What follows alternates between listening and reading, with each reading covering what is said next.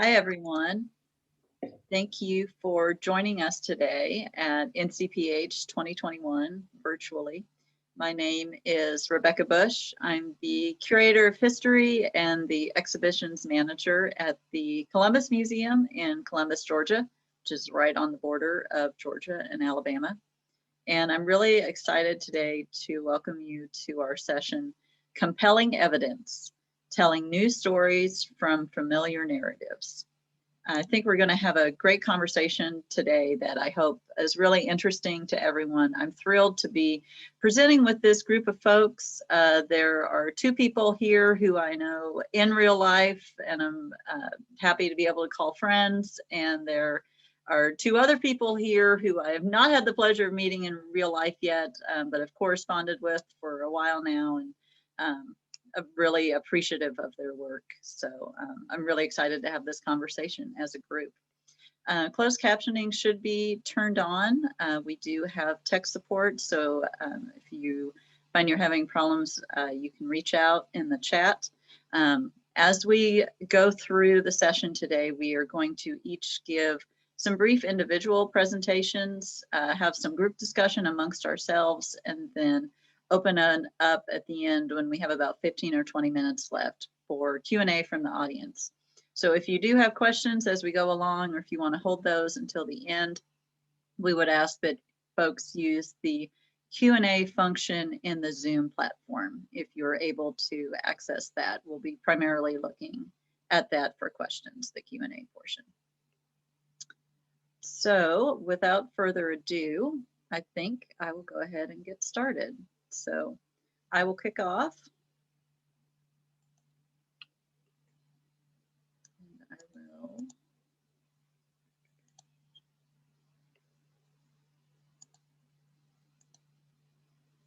share my screen, my fellow panelists, and let's see. We're talking about the mysteries of screen sharing here. Okay, are we on the main presentation screen, fellow panelists? Yes, awesome, thank you. Okay, so when I was thinking about this session, something that really came to mind for me was a relatively small piece of a coverlet that is a new acquisition in my museum. And it has, I knew when we acquired it and I started doing more research on it that it would invite questions, but more questions have popped up even more recently than I had anticipated. And so this is a brief case study on how I thought about those things.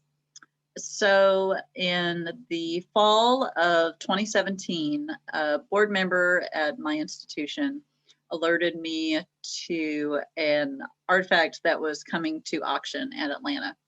And that artifact is pictured here. It is, throughout this presentation, I'm going to refer to it as the coverlet, but that's actually misleading. It's not a full coverlet. It is a fragment of a coverlet. So you can kind of see, especially on the top and bottom edges here, where it's been snipped.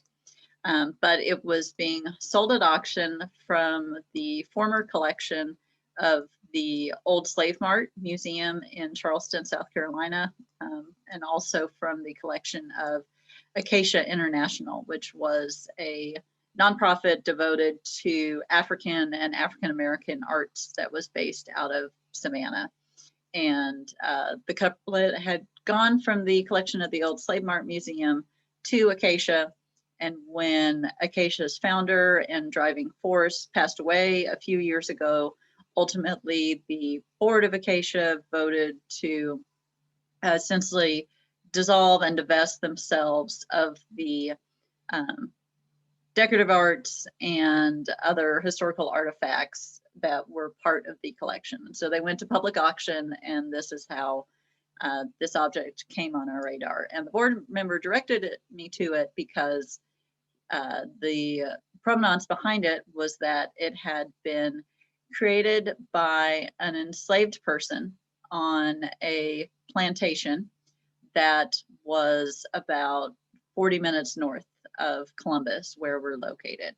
And so in thinking about telling the story of regional history and always seeking to expand our interpretation to be more diverse and inclusive and tell stories not just of plantation owners, but the people who labored on those plantations, this was a really intriguing opportunity for us. I, in particular, was really excited because up until this point, the artifacts we had in the collection that dealt with slavery were primarily legal documents. So they were bills of sale, or they were descriptions of runaway slaves. It was these handwritten documents that were created by enslavers that really focused on the business aspect, thinking about enslaved people as pure property. And that is a crucial part of that story and the ugliness and the consuming nature of it. But it is harder to talk about enslaved people's creativity and humanity when you don't have the material culture to be able to tell those stories as easily sometimes.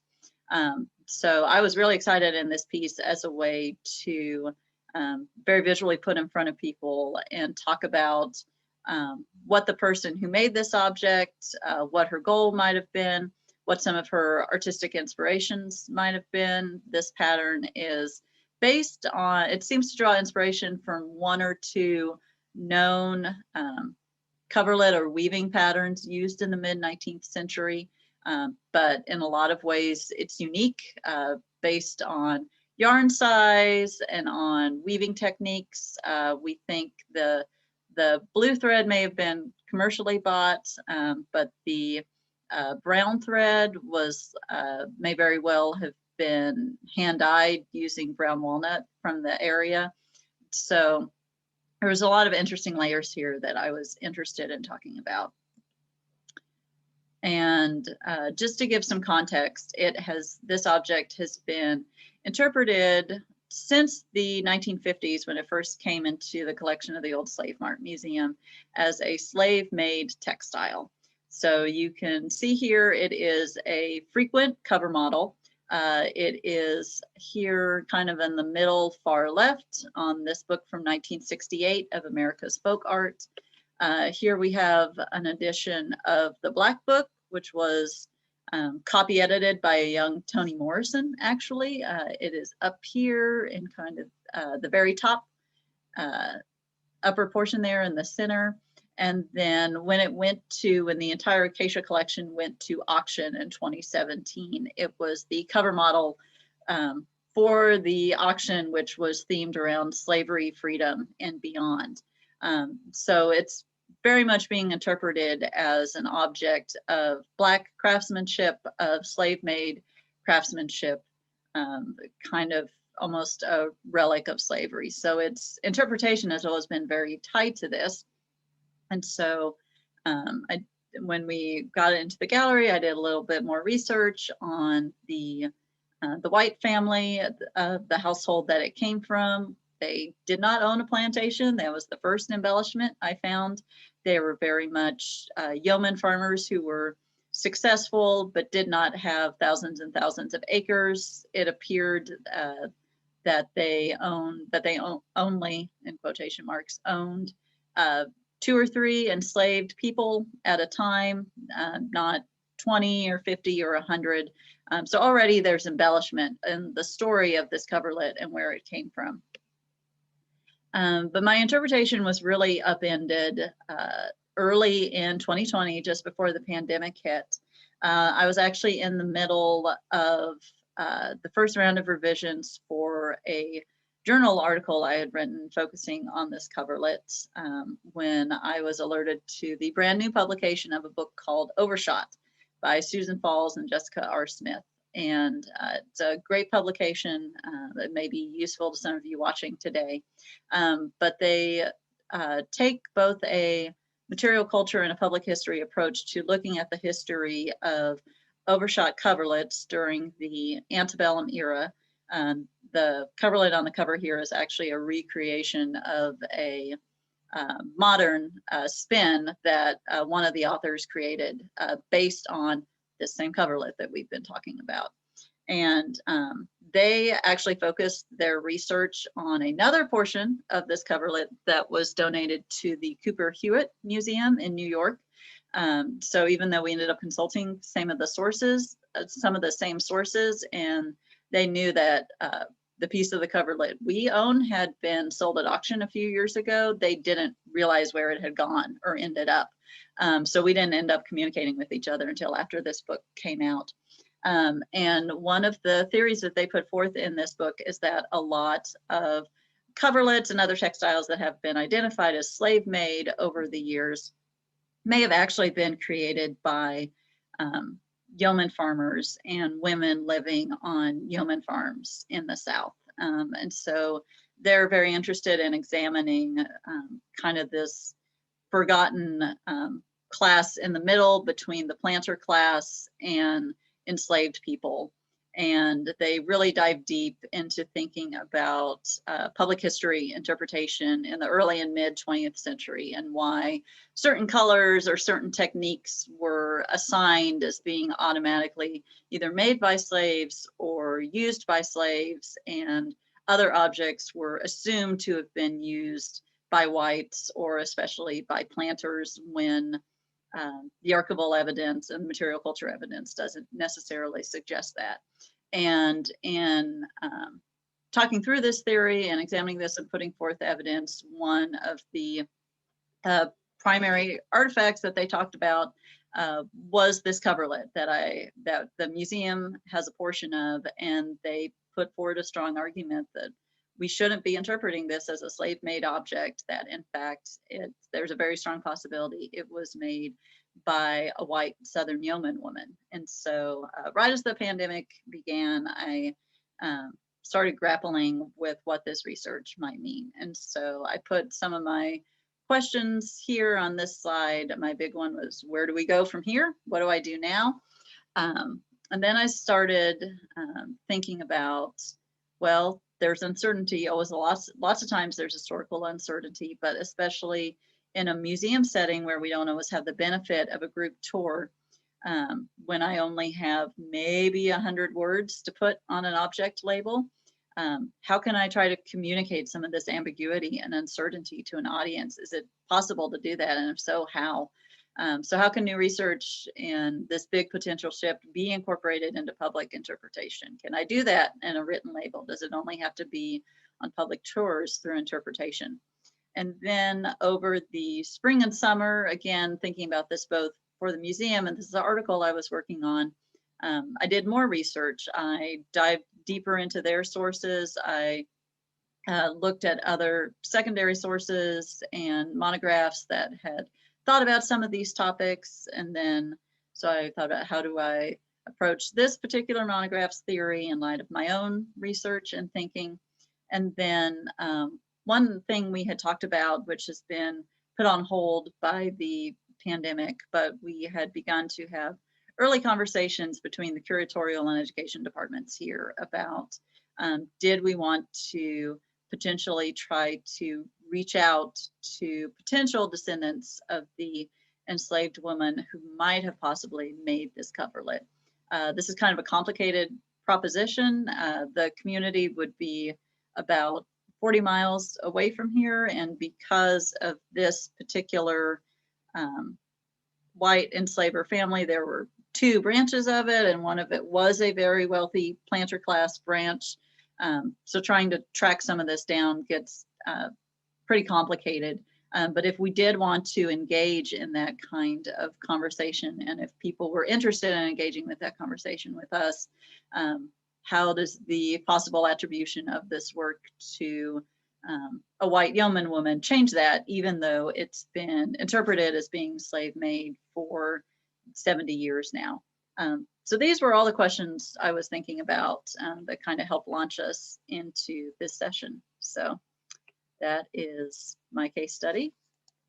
And we will now move to Laura. Laura Arata is the assistant professor of history and the director of public history at Oklahoma State University. Her first monograph, Race and the Wild West, Sarah Bickford and the Legend of Virginia City, Montana, 1870 to 1930, explores the intersecting legacies of race, memory, historic preservation, and heritage tourism through the life of Bickford, an African-American woman born a slave who went on to become the first female public utilities owner in the nation. And it just, Laura, I thought I put this in your bio and it ran away from me, but it just won a very significant prize for Best First Book. So congratulations to Laura on that. She is currently working with the Oklahoma Oral History Research Program on building the diverse gender and sexuality oral history collection. And her other public history work has included serving as co-principal investigator for the Hanford History Project, conducting oral histories related to the Manhattan Project at the Hanford site, as well as a project related to Stillwater's Booker T. Washington School, which she is going to talk about today. So welcome, Laura.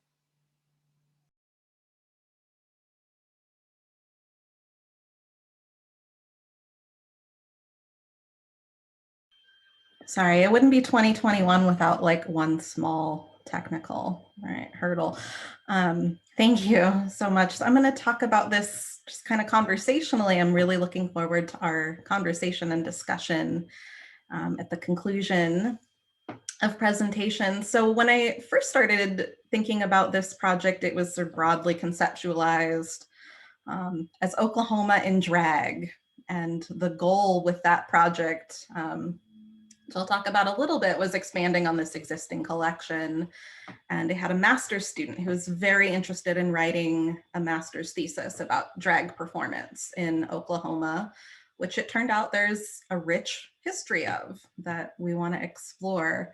And then 2020 happened. So now this is a more broad discussion on Oklahoma in 2021, because we've had a couple of projects intersect, which I really wanted to talk about because I think it's such an important testament to public history's flexibility and to the ways we can adapt to serve different needs that we might not have foreseen going into our projects. So really quickly, like I said, this started off with the OOHRP Diverse Gender and Sexuality Collection, which was already underway, and I had nothing to do with that, so I take no credit for that project being started. But the general purpose of that collection was to talk with OSU alumni and current faculty, staff, and students. There was a great deal of work being done to document the history of Dragonfly, which is an annual drag brunch and drag show at Oklahoma State University. There were already some really incredible interviews in this collection, including Joy Harjo, Allison Freeman, who's an Oklahoma State Senator, and James Cooper, who is the first openly gay city councilman in Oklahoma City. So there was already some great conversations that were started with this collection. So our first goal was just to expand on this and expand really specifically through the lens of drag performance. And as we started setting up interviews and just thinking about where the Oklahoma story falls within the broader national story. And of course, drag is becoming more and more mainstream with things like RuPaul's Drag Race. So this is a really exciting opportunity to say, look how Oklahoma fits into this story as well. Our first interview was with a performer named Roxy Hart, who's nationally and internationally known as winner of many high-profile pageants. And Jakob, that performer, has also been a member of things like the Royal Danish Ballet. So that was a pretty good indication we were going to have this incredible depth and diversity of different kinds of performances. Pictured here is Christopher Castleberry, who was, I believe, our second interview on this project expansion.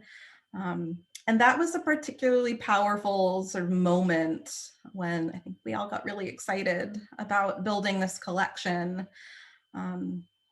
Christopher is a professional figure skater who spent most of his life in the Oklahoma City area, and he's sort of best known for choreographing the opening and closing ceremonies of the Salt Lake City Olympics. So that was a pretty incredible experience. But this was a really powerful and emotional interview, I think all of us were in tears at various points of this interview, is he just talked about how much it meant to not feel represented in any of the history he felt like had been presented to him growing up in Oklahoma. And I was very moved by that, and others were very moved by that. And so we had great momentum. We had a bunch of interviews lined up. We were ready to go with building this project, and starting some of those really important conversations. And then COVID happened, right? This will be a running theme, I'm sure, in many of our discussions today. So it took a little while to figure out, okay, how do we adapt? How do we safely and remotely do interviews, especially if we have people to interview who might not be comfortable with the technology that's required. Some of our narrators are a little bit older, right? Maybe didn't want to do an interview on Zoom. So we had to take a little bit of time to adapt. But we did finally get back into the swing of things, working on this collection late in 2020. And it ended up being a real silver lining, because in that time I was able to hire a new research assistant and principal investigator for this collection. So this is Arlo, and Arlo is a first-year graduate student in public history in our MA program. And Arlo's research very specifically has been on the Bible Belt and intersections of LGBTQ history, religious resistance, queer communities and family dynamics. And they have very much been active as an advocate and an educator in this state for quite some time. So this was a really exciting opportunity to have not only new voices being collected, but a new voice helping to collect those voices. And I asked them if they could just sort of articulate what this meant. I wanted to include their words in this presentation rather than mine. And the answer was very, very powerful. So I'm just going to read this, and hopefully I have it printed somewhere. It's being cut off on my screen. So, growing up in a small town in Oklahoma to a conservative and religious family, LGBTQ plus people were not visible to me. While I knew I was different and so did everyone else, I didn't have the words or examples to understand myself until I left home after high school. It was in my first semester that I came out of the closet. I lost my family, access to education, most of my childhood friends, and my faith. Over the years, I met and learned about the rich legacy of my LGBTQ ancestors. I volunteered with an organization that had a meeting place for LGBTQ plus elders to socialize. And it was through that process that I became determined to help share their stories. And so they went on to talk about how this not only helped them feel less alone, but they hope their research is helping others to feel less alone. And I have a very exciting update about this that I'll talk quickly about at the end. But we were also very focused on reframing this conversation away from the coasts where much study has been. And of course, that's really important. But the more we build on this collection, the more we're seeing there's these really incredible and really rich pockets of performance and resistance throughout Oklahoma, which I'm happy to talk a little bit more about some of the things we've discovered in the discussion if we have time. So just very quickly, I want to give a couple quick examples, the kinds of interviews that Arlo has been working on over the last couple of months. John Wacohawk, AKA Splenda Delight, is an Indigenous Two-Spirit elder and performer. That was a fascinating interview. This is another critical conversation about Two-Spirit people and Indigenous history in Oklahoma. She interviewed Julie Tranium, who is a gender non-conforming former United Methodist pastor and an activist, and was very engaged with assisting those with AIDS throughout the AIDS crisis in the 1980s, 1990s. And she also, so they also recently interviewed Floyd Martin, the self-described gay mayor of Oklahoma City, who talked a lot about his role as an MC of Camp Willow Swish, which was a long-standing gay camping event and yearly drag pageant that needs to have far more research done and needs to be talked about widely. So shifting gears very quickly, I had to bring this up, even though it's going to feel a little bit off topic, but I promise there's a connection at the end. If we're thinking about reframing familiar narratives and telling maybe familiar stories through different perspectives.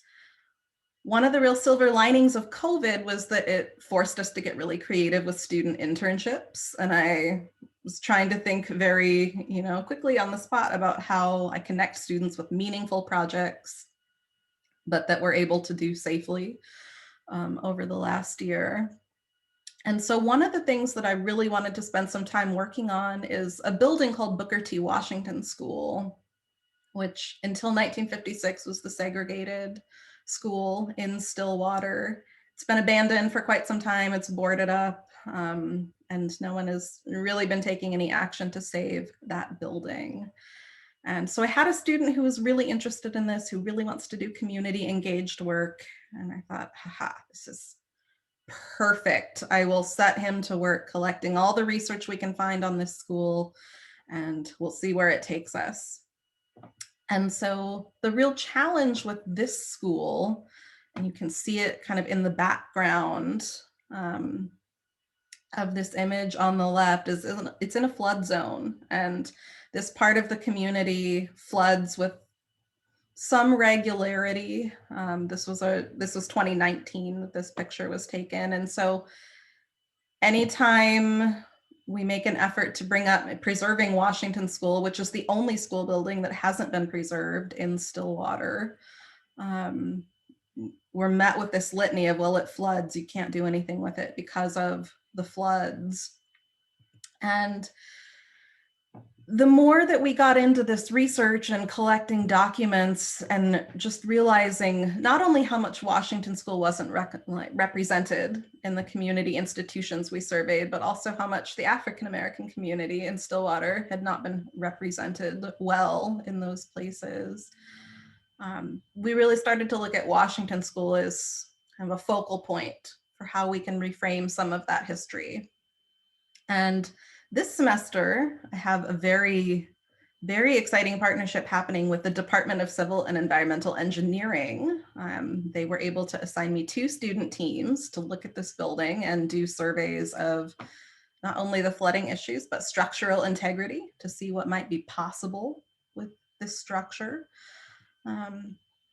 And so just a couple of quick gratuitous images of our students hard at work. We were finally able to enter this building about 2 weeks ago for the first time, I think in about 10 years that anyone had been inside, and do structural surveys, structural analysis. This is the main gymnasium part of the building, which is sort of the central core. It's the oldest part of the building that, of course, we're very interested in saving. And here's a couple more just really gratuitous images of my students hard at work doing all their survey work.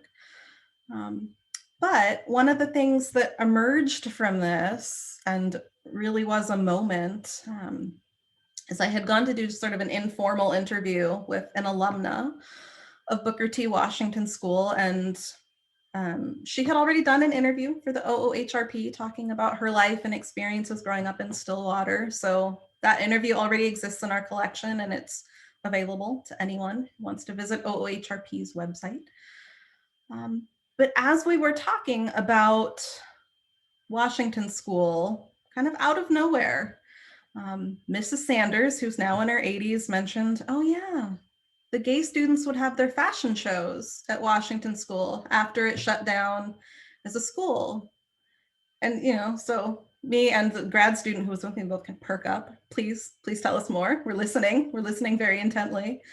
And she was able to give us a lot of details of sitting in this auditorium watching these drag shows take place. We dug a little bit more, and it turned out that in this window before the Dragonfly fashion show was welcomed on OSU's campus, the Washington School had opened up its doors to those students and performers and given them a safe place to hold these shows. And so that's a moment.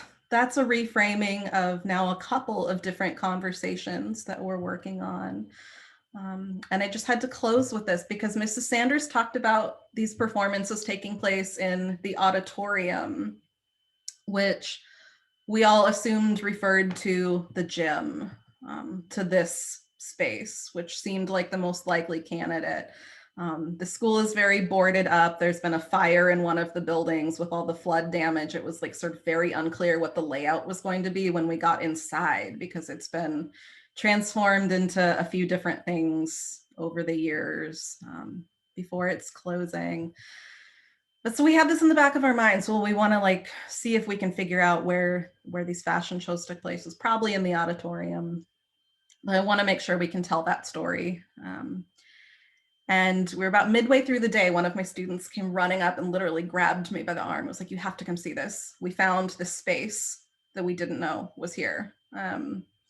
And so we wade through this like very shattered inside of one wing of the building and around a corner. And it was very dark except for flashlights.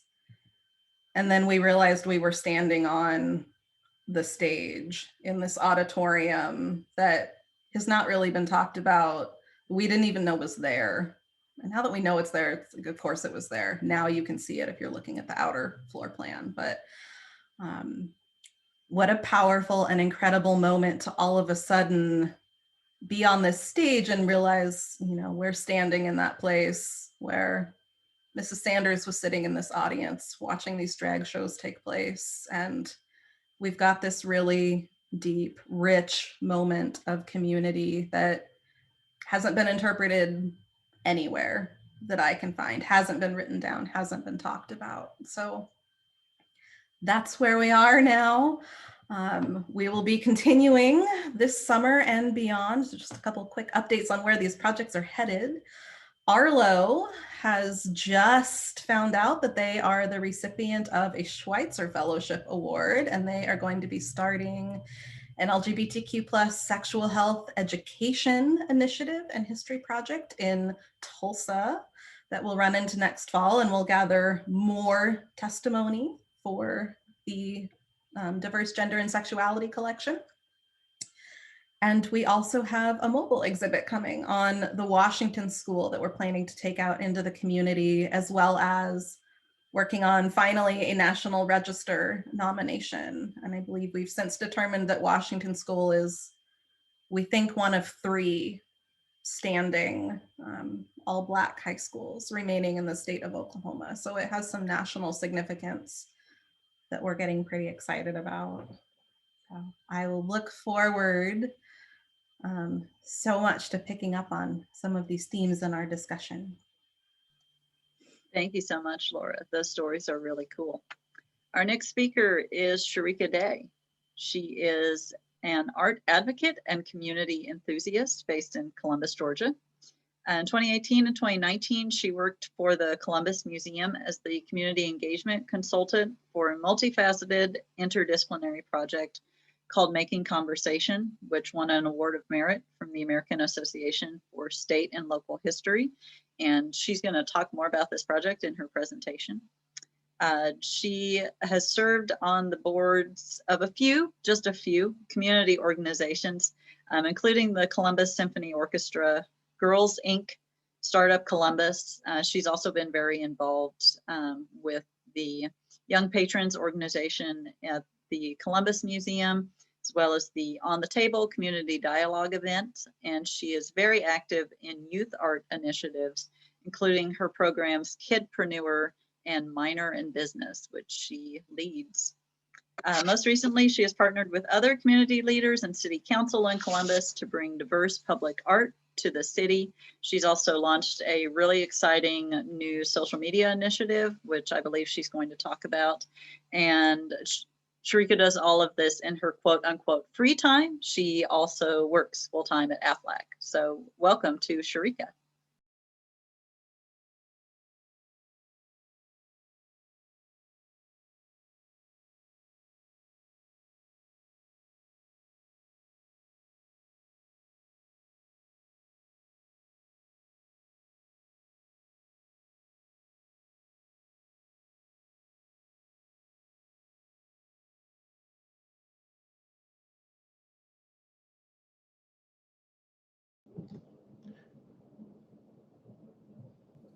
So I'm sorry about that. I cannot get to the controls to control my presentation.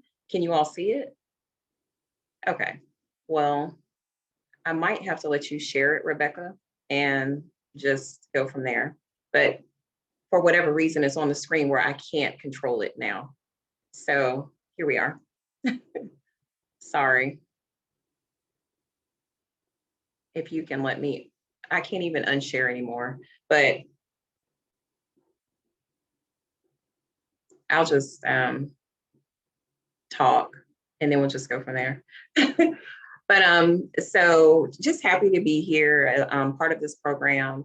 I say that I am unofficially like an unofficial historian and storyteller because prior to my work with the Columbus Museum, I didn't really have any formal training when it came to like storytelling.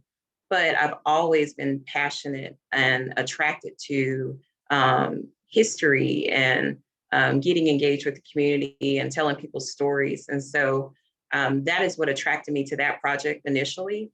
And then in putting the presentation together, I recognized that I had done some like unofficial projects just to feed like some of the passions that that I spoke about. And so in 2018, I wanted to do a project around Black history and telling the stories of people in our community that don't always necessarily get recognized, people that were doing really powerful things in our community. And so I did a Black History in the Making project. And so I just went out and talked to some of the people that I knew about, people that some of my friends had told me about, some of the initiatives that they were working on for the community. Our city is really big on giving back and philanthropic endeavors. And so there are people that just were making a name for themselves without even looking for like recognition. And so with this project, I was able to talk, I did like, was doing somebody pretty much every other day. But just being able to recognize those people and get their stories out. And so that's what that's what that first slide was. In this slide, the next few slides goes with what Rebecca had mentioned in the introduction about the making conversation with the Columbus Museum and then the Warren Williams community. I really enjoyed working on that project. It was about a 1.5-year long endeavor where the purpose was to tell the stories of the Warren Williams community, which is the closest community and predominantly African-American to the museum, like they're within walking distance. And so how do we show their value with the museum, their connection to the museum, and then preserve the stories? Because across the board, there's a nationwide initiative, obviously, to get rid of public housing. And we know that there's a lot of history and stories in those communities that needs to be preserved and shared. So that's what attracted me to that project. And there were different phases to it, and working with the residents there, trying to develop the trust and just getting them to engage with us to tell their stories. And so it took a lot of work, but it was well worth it because in the end, I feel like we did develop those relationships and were able to preserve their stories and share it with the community. And so it started with working with volunteers in the community to learn about how to interview. I can sit down and have a conversation, but what are the questions that I need to be asking? How do I pull a story out of you, and keep it going? And so I found that interesting, again, in trying to get them to understand what our purpose was, why we were there, why it was important to preserve their stories. So that was the bulk of it, and just having bi-monthly sessions to sit down with them and develop that trust and relationship with them. And then eventually there was, and you can go to the next slide, Rebecca. I think it was from there, we also, once our volunteers were trained, relationships were formed. Because, imagine somebody coming to you that asks you questions about your life, and you're like, what? Why do I need to tell you this? What is the importance of this? And so once we gained that trust, they were able to put their confidence in us, and knowing that this wasn't just something to put their business out there, but really to show that they played a role in being a part of Columbus and the storytelling. So that was fun, when we were able to get them to understand why they were so important to the story. And then, and you can go to the next slide. The relationships were just very powerful. And then the other part of the project was giving the community a computer lab, because that neighborhood just didn't have access to the computers and things that, you know, we kind of take for granted. They didn't have the same resources that we had, and then allowing them to do research on their genealogy and understand where they came from. And then we had a public art piece after conversations about what their neighborhood meant to them. So that's what the right picture is showing. We had a public art piece installed that they really loved. You know, they can go by at night, it's lit up, it has the words that really represent their community. There was a lot of pride in that. So I'm just happy to see just the project from beginning to end, and the relationships that we formed in telling those stories. You can go to the next slide. After that, and the most important piece, I forgot. The most important piece of the project was a exhibit at the Columbus Museum. So all the stories that we told, the pictures that we gathered, the different items that they had while they either created while they were living in Warren Williams, all of this came together for an exhibit that was at the museum for a few months, where they could come and then see themselves in the museum.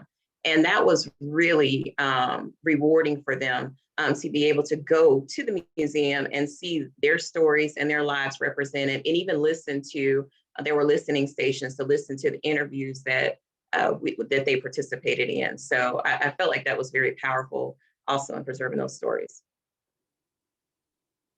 From there, just real quick, because of that project, I was asked to participate in a very similar project with Chase Homes, which is another community public housing that was now it's gone. They've demolished it and they'll be rebuilding it, but also capturing their stories to be able to preserve that. And so that was done with the Southern Research Historical Foundation. They worked with me to be able to do interviews and gather stories and do very similar to what Warren Williams, what we did with Warren Williams. And then this is Kinfolks Co. This is again another personal project that I've been working on. It came out of, I think we've all kind of hinted at COVID has, you know, kind of shook things up with us. So last year I was just trying to find, I'm always just looking for something to challenge myself. And again, in the fact that I enjoy telling stories and getting to people that don't always have a voice. With Warren Williams and in some of the discussions I've had, I kept hearing about Kinfolks Corner, which is a space that was in our community where Black people came together decades ago to just catch up and share their lives, their stories, what was going on with them. And so we have a historical marker, which is where the picture to the right where I'm standing, we have that building and the historical marker there, but it represented just Black people coming together and just being able to share, you know, what they had been going through. And so I wanted to kind of resurrect that vibe and feeling and share it on social media. And so I started Kinfolks Co. with a few friends to go back and pull up like some of the history that maybe people aren't familiar with in Columbus.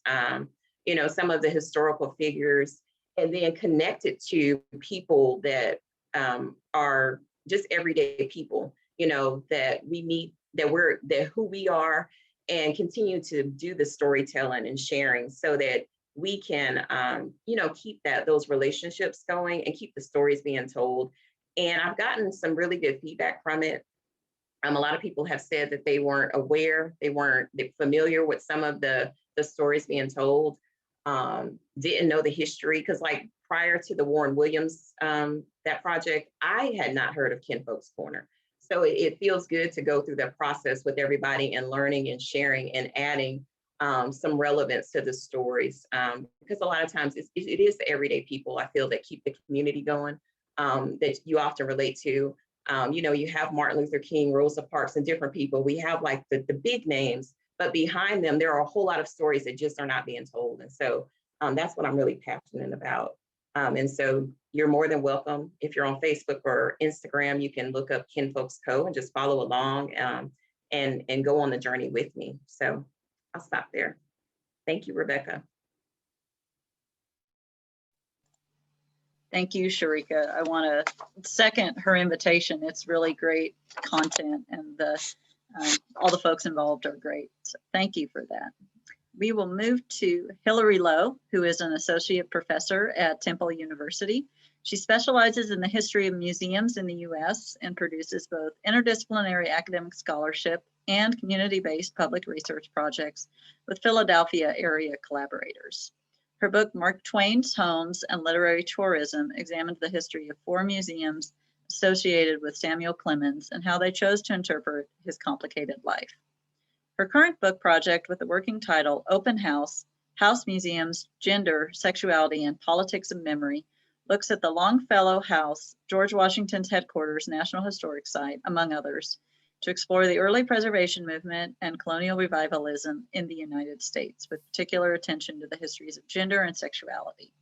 She's also completing an administrative history of the JFK National Historic Site in Brookline, Massachusetts. And she has served as the director of Temple's Center for Public History and trains graduate students to work as public historians. Welcome, Hillary. Hi, I just was able to get myself unmuted in time. Yeah, so in some ways, one of the things that I find that I'm struggling with in this moment, and as everybody's talking about their topics, I'm also really struck by the fact that we're talking about compelling evidence. And I like the idea of the connotations of compelling, like we're compelling it to do our will. It is itself compelling.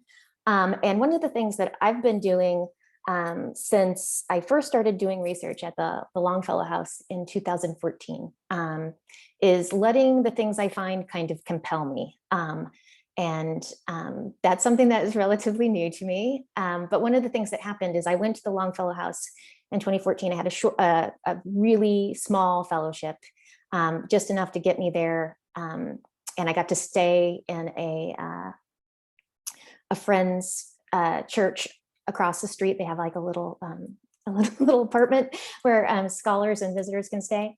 But the thing that compelled me is I went there to find that I was looking into the history of literary house museums that the National Park Service managed. So I was really interested in how the federal government through the National Park Service had created a canon that was devoted to certain literary figures. And instead, what I found, I mean, I did find information about that, and that's fascinating. That's like a life project, maybe.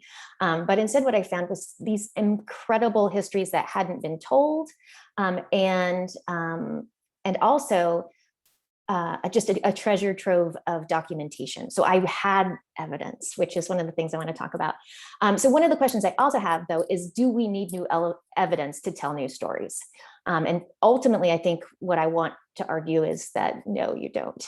And I also want to say that one of the things that I hope I do, and that I hope I inspire my students to do, is to do responsible histories. And there are many ways you could define that. But one of the things I'm really thinking now is like responsible to who, right? Responsible to historians is maybe how I first started thinking through things when I was sort of becoming a historian myself. But now I really have to ask for us to think about being responsible to audiences. And that's what I hope my students do. But so I'm going to talk just a twitch about what I found at Longfellow. And then I'm going to talk about a student project that sort of blew up and has inspired me to think more about compelling evidence to do what we need it to do in the world to some degree. So the Longfellow House, Washington's headquarters National Historic Site, was built in 1959. The house itself was built in 1959. It was George Washington's headquarters during the Siege of Boston, and then it eventually became the family home of Henry Wadsworth Longfellow, the poet. And it's got an interesting administrative history. part of it includes the fact that in 2010, the National Park Service renamed the house to have Washington in it, in hopes to sort of up its reputation or people's interest, because I guess Washington never goes out of style, but Longfellow does. So that was something that interested me. But when I got to the site itself, and I was looking into this really interesting history of how the House Museum came about, the thing I found is that there were two family members that were descendants of Longfellow. First, his daughter, Alice Longfellow, who I'll talk about today, and then her nephew, who was Henry Wadsworth Longfellow Dana. And they both had super compelling histories and lives. Dana was the primary archivist who collected all the family's papers, including his own, which he was obsessed with. And it is one of the richest collections of an early 20th century gay man, I think, in the country. He corresponded with people like a maniac and kept copies of everything. And his letters were never purged or really edited in any way. I found at least 10 blackmail letters in his usually you throw away those things, but he did not. But his life is fascinating and interesting. He was also a noted socialist. He got fired from Columbia because he opposed World War I. I mean, he has just a fascinating history. But somebody who I was really interested in, or I've turned to be and ended up being more interested in, was Alice Longfellow, who was the famous spinster daughter of Longfellow. And whenever I hear spinster, my historian ears always perk up. I mean, she is an incredibly snappy dresser, as you can tell from this photo. But she really was somebody. She was born in 1850. And she was an incredible writer herself. She wrote letters to her whole family, and thankfully her nephew collected all of them. And they explain a lot about who she was and how she operated in the world. She was primarily a philanthropist. She was the daughter of like the most famous American poet. I don't know who it would be like being the daughter of now, but she never had to. She was an extremely privileged person. And as such, she was able to make a lot of interesting choices about her own life and what to focus on. She was also somebody who was not terribly public, except in the role of a preservationist. So she got involved with preserving some of the sites that are now part of Minuteman National Historic Site. She was one of maybe the longest serving Massachusetts regent, I think they're called, of the Mount Vernon Ladies. And she was formidable within the preservation world. But in her letters, I found lots of information about that because that's what I was looking for. But in her letters, I found information also about a woman named Fanny Stone, who is in her own right just a fascinating character. This is the only photograph I can find. This is Alice looking away, and I think this is Frances Coolidge Stone with her at a camping cabin somewhere, I think in New Hampshire. But Fanny Stone was a lifelong friend of the family. They corresponded only really during their late 20s and 30s because they were together so much. So it was a period when Fanny Stone went to Washington, D.C. Her father was a congressional representative, and she kind of served as his secretary. So she ended up writing, at least the ones that exist, about 40 letters to Alice during that period. It was a period where Henry Wadsworth Longfellow died. So it's a pretty intense correspondence, but we only have Fanny Stone's side of that correspondence. But she was somebody who they had all of her letters. I mean, they're like many archives, there are lots and lots of letters. Nobody's ever looked at them because there are so many letters. So they happened to have an intern who was working there over the summer, and I asked her if she could scan them all. I ended up using them just for a transcription exercise in a women's history class because I wanted people to be able to see and transcribe letters. It was literally just like, let's look at these letters and see what we find. And of course, what we found is just this incredibly loving relationship between these two women that nobody knew about. And why would they? Because Fanny Stone is not somebody whose name stands out. And in fact, she was incredibly difficult to find anything about, except that she was very active during World War I with raising funds and things for US soldiers. But so she's somebody we really delved into, and the transcription was fascinating, and the students got obsessed with it. And they got obsessed with proving that she was gay. And, you know, as much as I tried to move the conversation beyond like, well, you know, we're never really going to have evidence of sexual acts, you know, like, what do you want to know? What can we know? And some students were very concerned that, well, you know, women's relationships were very loving in general, so we can't know. So there's a lot of questions about what is responsible to say. And ultimately, the research we did and the transcription we did has led the Park Service to start interpreting her life as queer. Now, they do it with some caveats. And so I worked with an interpreter at the Longfellow House on a presentation on Alice and Henry Wadsworth Longfellow Dana, and actually Longfellow's brother, who has an interesting history of all of his own. And the person I worked with at the Park Service, she was very concerned about like not labeling things, anything we couldn't label them. And she said that they didn't feel comfortable labeling their relationships by our standards without consulting Fanny and Alice, which was so fascinating to me because we'd never consult any historical figures ever. So, because they're dead.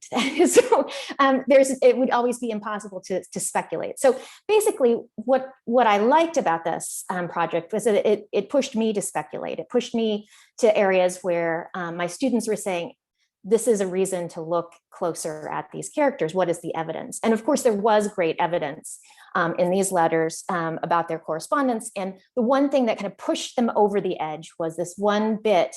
I mean, there were all these comments about how I can't wait to hold you. I'd like to hold you tight. I think about you so much and I can't write about it. It's driving me crazy. And then the one thing that pushed them over the edge, and I don't know, this is interesting, maybe for young people and how they think about how you identify a serious relationship. Fanny Stone had been out on the Potomac, and somehow a bangle she was wearing that Alice had given her got stuck on her glove as she was taking it off, and it went into the river. And the image you see behind that is actually her description of it. But she said, your bangle that has never left my hand since you gave it to me got outside my glove, and it went to the bottom of the Potomac. I was more distressed than you can understand. I felt like a widow. I was near the shore, and I employed 4 different Negroes to dive for it. Yesterday at low tide, I went with a rake and a pole and raked the bottom of the river for it. 2 hours in vain. I miss you, and she underlined you, in missing it, for it contained the comfort that I think a wedding ring must contain. I was always conscious of it. So with that, for some reason, like the fact that she had something that she indicated marriage equivalencies to, they were able to see as definite evidence. There you go. We're signing the paper. It's done. We've done the research. And so that was something that I thought was interesting. You know, it sort of correlated this heteronormative idea of marriage to this relationship that was far outside those bounds. And it was fascinating. But it was also clear that, you know, they didn't define their life as a marriage. They didn't live together. They spent 40 years together traveling and doing things, but they didn't have a traditional marriage in any way. Alice knew people who had Boston marriages. She didn't seem to have this same, at least domestic life that she might have had with Fanny as others do. But it was interesting. Here's the evidence. So this had me thinking a lot about queer history. And I think I actually have a slide out of order, but that's okay. So this summer, a different museum in a different city that's obsessed with colonial history, I had a student who had a research project at the Elfreth Alley Museum. So the Elfreth Alley Museum was founded in 1934. It maintains 2 houses on this long alley that's full of these tiny little 18th century homes. So there are 33 total houses that still exist on the alley, and they primarily belong to working class people. So it's a really interesting museum and historic site because of this connection to laborers of the past, because we have lots of 18th century elite homes, and these are not that. These were homes that belonged to chair makers and cabinet makers and caterers and dressmakers. And I had a student who walked into the house at number 126, Elfris Alley. Her name is Isabel Stephen, and her intuition was piqued, kind of like my intuition was piqued when I heard about Alice Longfellow being a spinster. There's some language cues, right? You want to know more. She learned about these two women who lived in 126, Mary Smith and Sarah Melton, who had been dressmakers, and they lived alone and owned the house, which is pretty historically rare. And so she wanted to know more, and she didn't have the kind of evidence necessarily you might have. Oh gosh, I'm sorry, I lost track of time. You might hope to have at a historic site like what I found at the Longfellow House. There aren't copious letters. These were working class women. We don't know if they could write, but she, through a series of documents that indicate that these women carefully shared property between each other and went to incredible measures to legally do this so that one wouldn't only own the house, so when she died, the other would still have it. And that would not go to male heirs as it would legally normally, nephews and things. So she traced this fabulous history. And the thing that she really pushed to me and that I'm taking forward as I think about evidence now, especially at historic sites that might tell traditional stories, is that we have to think about, her terminology is queer possibility, but to look at things not with, looking for the evidence, the one we find the evidence, we underline it, and we think about the questions we can ask of it, but with a possibility and an intuition, and maybe leaving things open to ambiguity, to leaving those questions open. She did an amazing series of podcasts for the Alleycast, which is the podcast that the single person who runs the museum runs. And I really encourage you to take a look at it if you're at all interested in that history. And I will end it there. But I'm really interested in sort of talking with everybody here about how we think about responsibly being creative in our interpretation, especially of gender and sexuality. But I'm also interested in how we can be creative in interpreting histories that we don't have evidence for. Thank you, Hillary. Those are some really compelling stories. And to bring us home on our thinking about how we interpret stories, Jonathan Shafer serves in the National Park Service as the National Capital Area Public Affairs Specialist for Transportation. In this role, he manages media relations related to construction and historic rehabilitation projects in the Washington, D.C. area.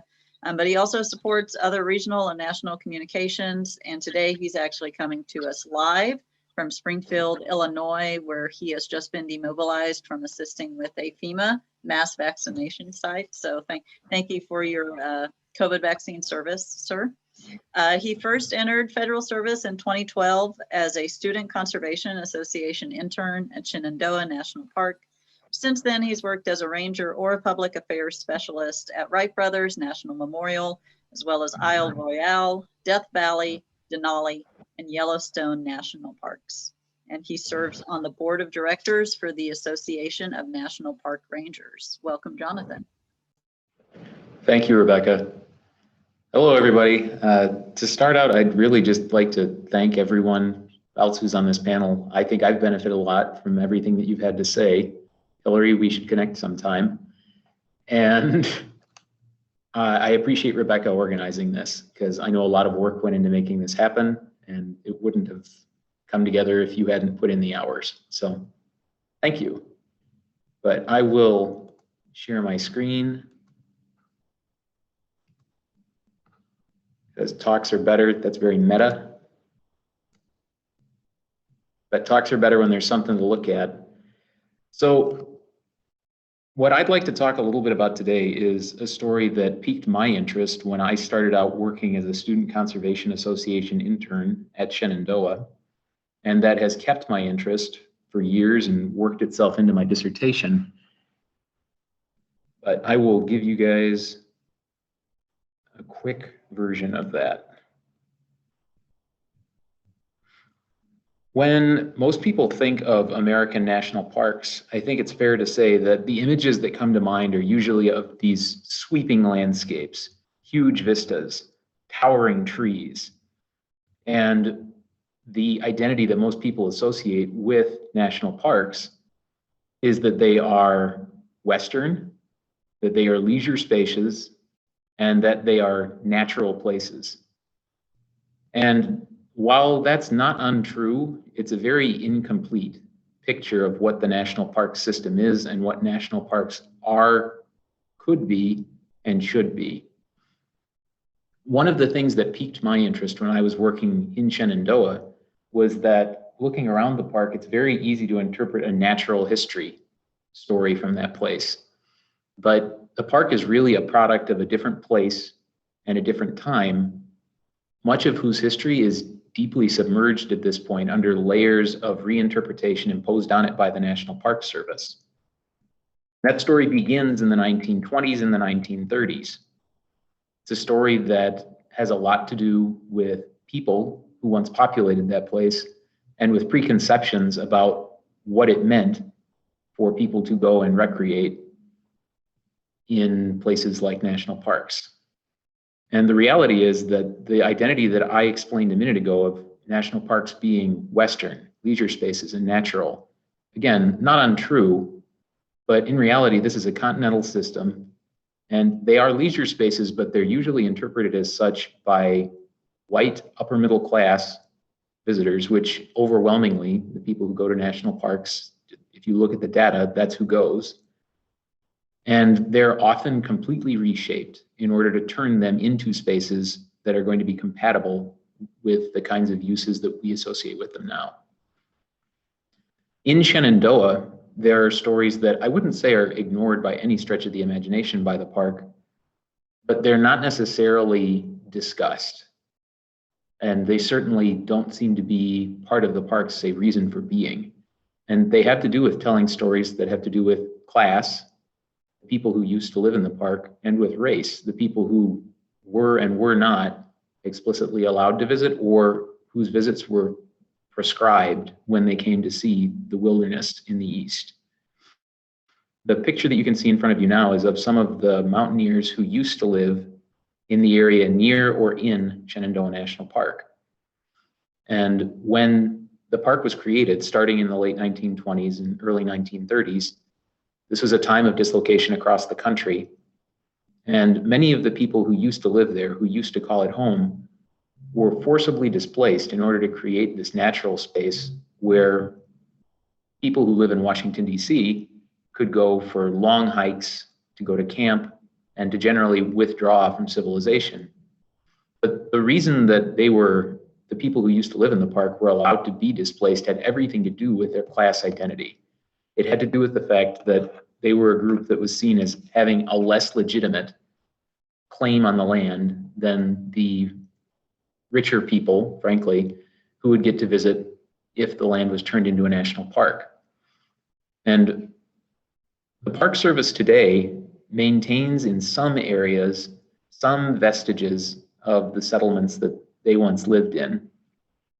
But as a rule, that material culture is pretty well hidden. It's not something that's actively interpreted. And it's not a story that we attempt to access in any serious way. Or if that story is accessed, it's usually on a case-by-case basis. There are some great sources of information to learn more about it, some of them produced by the Park Service itself. But we haven't necessarily, when I say we, I should disclaim that I speak on behalf of the Association of National Park Rangers and not the National Park Service itself, but we rangers don't necessarily do the best job of coming up with systematic ways of telling stories from people who have been excluded from narratives of park visitation in the past. Another story that we don't often like to look at is the fact that in the 1930s in Virginia, segregation was the law, and Shenandoah National Park was segregated. We as an agency, we as rangers have not always done a thorough job of looking at, well, what does this mean? What did this do to change people's perception of this place? What did it do to change the perception of who was allowed to recreate, how they were allowed to recreate, where they were allowed to recreate?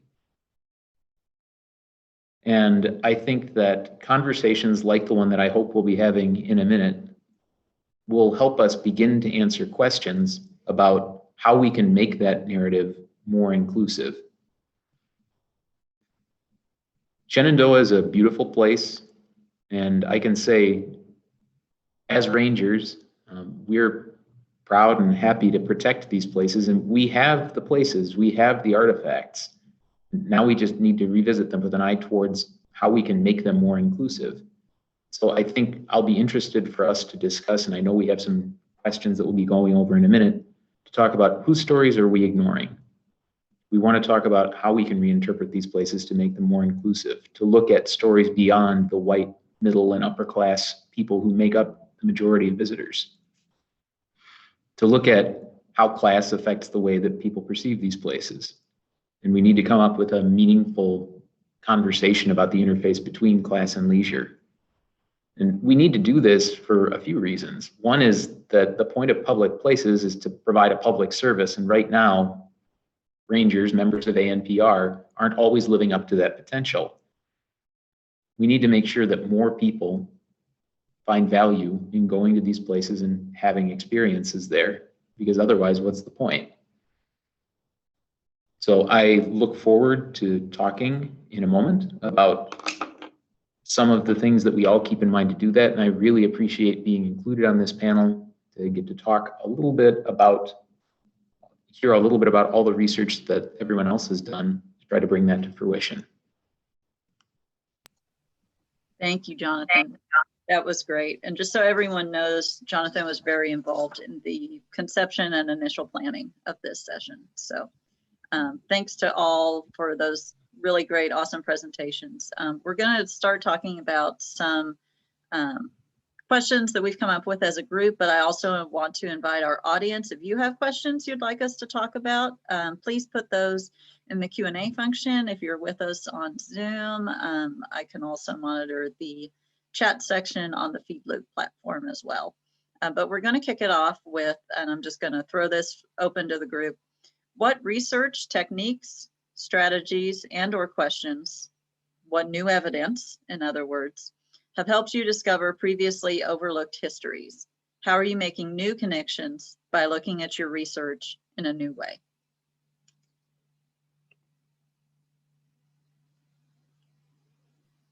I can start. And I'll just start with, like I said, my most recent project with Kinfolks Co.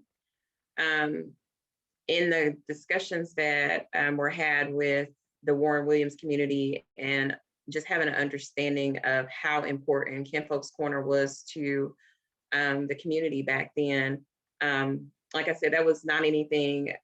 I've gone to school in Columbus and I had never heard of that. And so for me, it was wanting to dig deeper and having different conversations with people. It came up a few times. And then in other conversations, everyone that I had talked to was just as curious as myself to understand what was Kinfolks Corner. And so it was a matter of just wanting to find out, like, what exactly was that to Columbus? How did it impact the community, the culture? And then how do we get this story back out for like a new generation of people to know what Kinfolks Corner was about? So it was really just intrigue and curiosity on my part. And then, sharing that same feeling that other people had of, well, what is it? And how do we learn more? So that's where, that kind of sparked that research and a deeper dive.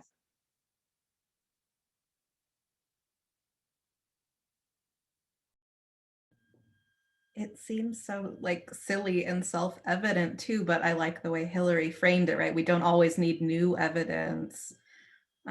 Just thinking about what isn't there, where are the silences in the record is such a huge part of, how do we need to dive in to try and find the evidence that probably is there. It just hasn't been sussed out or preserved or, treasured, taken care of in the same way.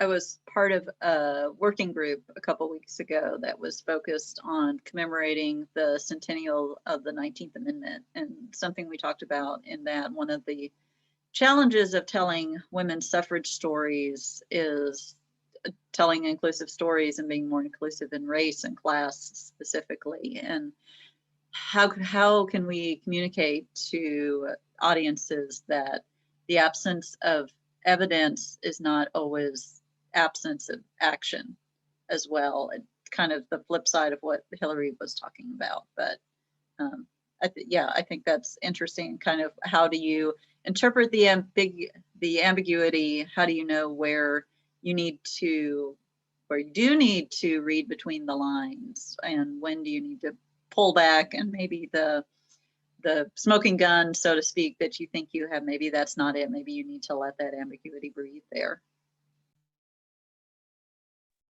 Yeah, I was struck by your presentation, Rebecca, for just that reason, right? You have to let go of this interpretation that people have made based on aesthetics, or I'm not really sure what, for so many years. And that's a different kind of embracing the ambiguity. And I think a much more difficult one, in part because, the stories that Laura and Sharika and I were talking about, and to some degree, Jonathan too, they're about doing, looking for stories that aren't told.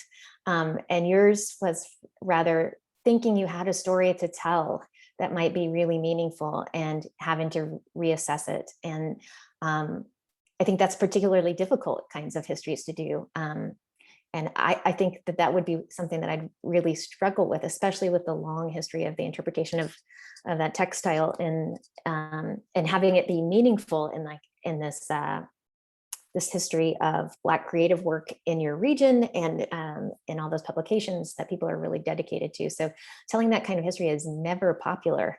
And at least it sounds like you don't have to do it alone, which is nice that you have those other scholars who also are going to help you tell that story. And then the question is, so you can't tell it with that object. Are there other objects you want to use?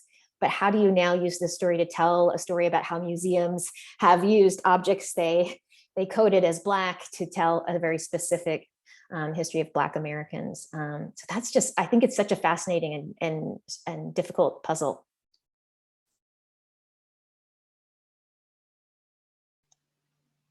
Yes, definitely. And I'm also very thankful to have a great group of educators on staff who are going to help me on that as well. But finding really dramatic new evidence like that in the middle of a major writing project, a journal article, is also exciting. So I've also kind of, I'm excited to keep interpreting it in a museum context, but I've also come to peace with the fact that this article, I'm going to look back at it in 5 or 10 years and think, oh, I wish I could have shifted this or that, because even though I've incorporated this new evidence and new thinking into it, I know that as I continue to work on it and work with and talk about it with folks, my thinking is going to continue to evolve. And that's, I think a lot of these projects speaks to that shifting nature and evolution. I want to move to a question about flexibility, which has been one of the #1 words of the this pandemic year we've lived through. How can public history projects adapt to changing community needs? What have we learned from delayed and shape-shifting projects over the course of this past year? And when working with community members, how can we best build trust and communicate honestly with our participants?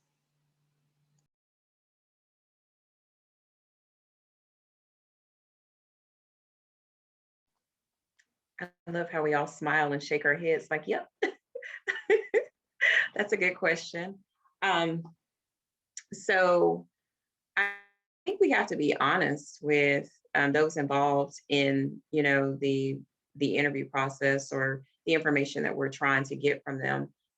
Just an experience. Sometimes we go into it with one expectation, and we feel like we may have explained what our needs, what our goals are. And even in explaining that, sometimes that's not what the person involved, where we're getting our information from, is they still might not understand or really get what our purpose is, and I speak to the Warren Williams with the Making Conversation Project, particularly because that's what was experienced. And in trying to develop those relationships and what our intentions were. Because even though we knew that the purpose of the project was to preserve history and everything, their perception was a little different. And so, if you have somebody coming to you that you have no relationship with, or you're not comfortable sharing information, just maybe because of past experience or misconceptions, it's kind of hard to break down that barrier and get them to understand, what you're trying to do. So I think it comes down to really maybe showing an example of where it was done before, or maybe in that case, a community that had been talked to before, why it was so important, why you are so valuable to the community, and then just getting them to see that they play an important role, in preserving history as well. So I don't think it's a one and done. I think it takes repeated conversations to get someone to trust you. Probably no different than someone coming to your house to sell you something. And you're like, hey, I don't think that I need that alarm system. Why do I need yours versus something else? So anyway, it's just a matter of really just trying to break down those walls and making someone feel comfortable and being as open and honest about what the intentions and purpose of the project is. And I've also talked so much that I don't remember the question. So I will be quiet now. That was an amazing answer, actually. I mean, like, our tendency, I think, as historians is you kind of want an outcome, or you want a goal at the end of your project. And that's just normal, right? You want to know that you're working towards something concrete. And the biggest thing I've tried to embrace over this last year that's been really helpful is, there are those projects where we have that outcome and it's nicely packaged. With the Washington School, the biggest takeaway thus far is that the more we've talked and the more we've asked questions, people are really excited to save the history of this school and try and save this building. There's been kind of a running assumption that nobody else was interested, or that it couldn't be done. One of the things that popped up, we've been told, well, this building floods, it floods so much, it's always a flood, you're never going to be able to save it because of the flooding, and the flooding is an issue.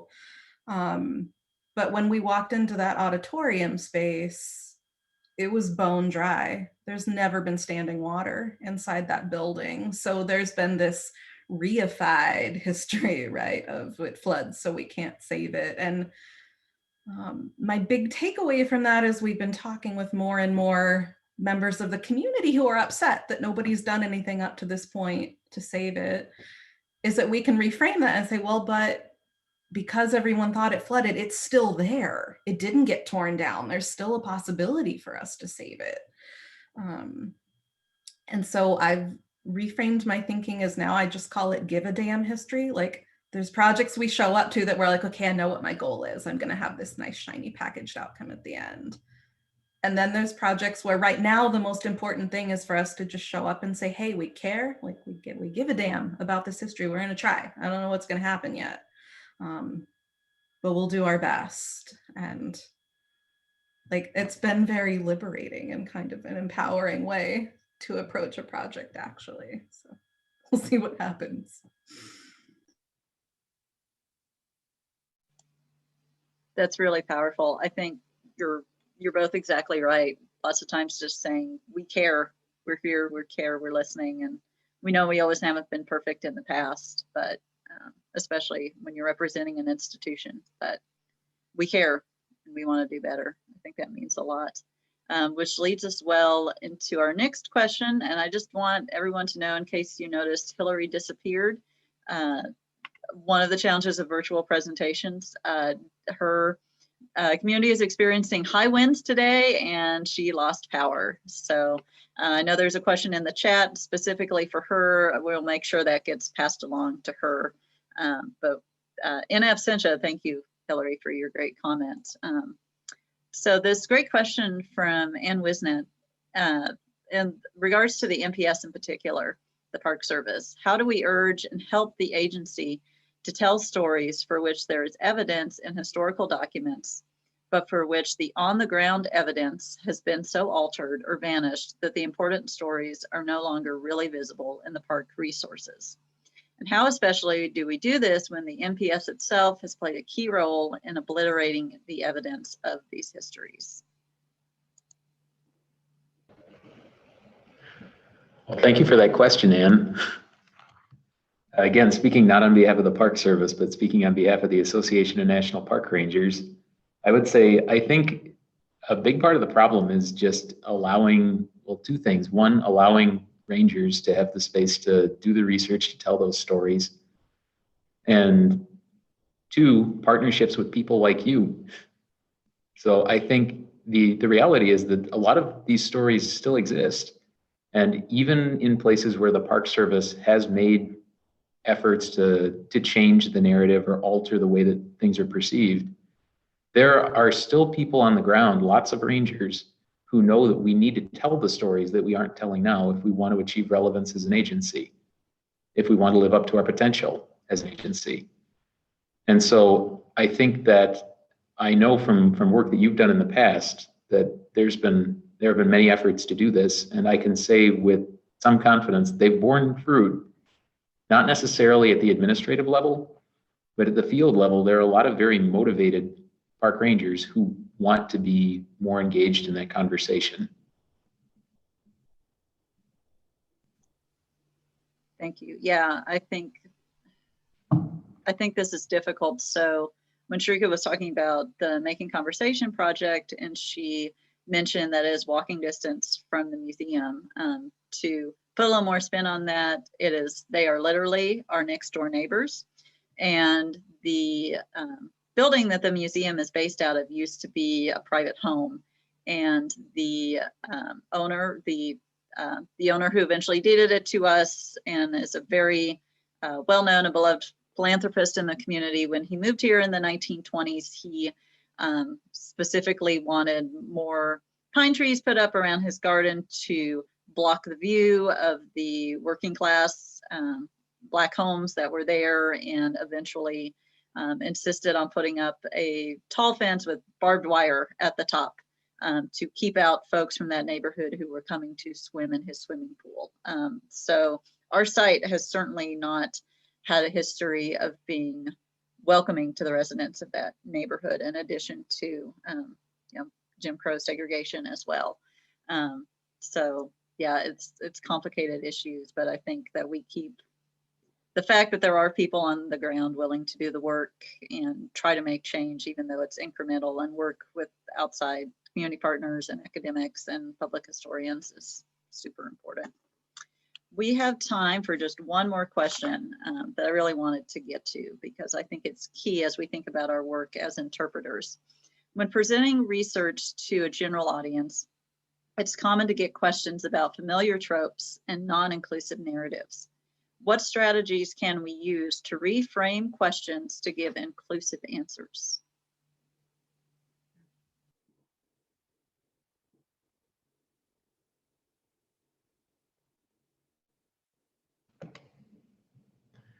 Well, that can be a difficult question to answer. I think the reality is, one way to start any conversation about maybe a non-inclusive question is to say, maybe not in as many words, but the message can be, really glad that you're interested in that, but this is not all about you. And there's no reason that you can't just have a frank conversation explaining there are other perspectives, maybe some that you haven't considered before. Let me tell you about them. And that may have a positive outcome, maybe not. My experience in doing that usually happens on the ground, wearing a funny looking hat and a gray shirt. But so there's some constraints that come along with that. But I think that if we're going to live up to that potential, that is where the magic happens, is one person at a time, in trying to reorient the narrative or challenge people's preconceptions to try and move understanding in a direction where we'd like it to go. I would agree with that. And also just thinking about like this past year where we were forced to have a lot of uncomfortable conversations. and look into our past. And, you know, it wasn't always, it's not pretty, you know, and it's not comfortable. You know, a lot of times there's obviously are certain groups that have been excluded and don't feel like they're a part of the conversation. But I feel like if we tackle those conversations and put them out there, whether uncomfortable or not, then we can move forward and go in the direction, like Jonathan was saying, that we're trying to go in. You know, it's always going to be someone that just may not be comfortable with what's being discussed, or you know, kind of feel like, you know, why are we even talking about this? But if we can have that conversation in a way that makes people feel, you know, there's obviously everybody has their perspective for a reason. And if we can be respectful of that and foster those conversations, then I feel like we can make progress.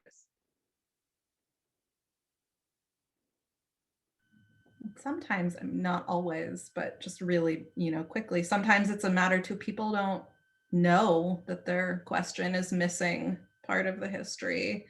I've been talking with a lot of senior citizens groups about the Washington School, and I have lost count now, the number of people who said, well, I've lived here my whole life. I'm 85 years old and I had no idea I needed to care about this history, but now I know, and now I really want to do better. I really want to try. So, you know, what do I need to know to be helpful? So, but those are some of those conversations, right? It's uncomfortable for us too, going in not knowing how someone's going to respond, and it's a little hard when you can't quite prepare for what that conversation might be. But why we get paid the big bucks, right?